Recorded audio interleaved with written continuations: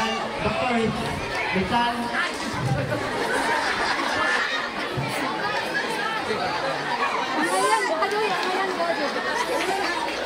Ang tao hindi nakabal sa sariling wika, daig pa sa hayop at isda.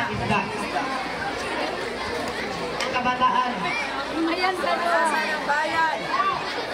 Pag-asa ng bayan. pag-asa ng bayan.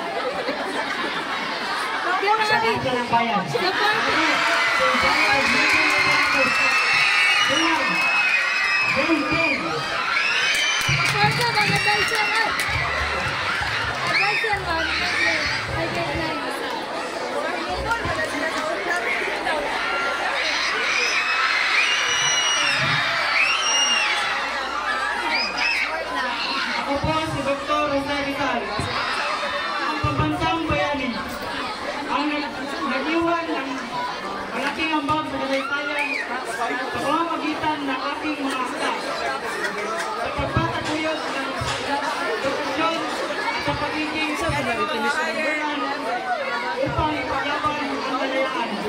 Ako si Dudong Sigurosilla mula sa Pangkat 10.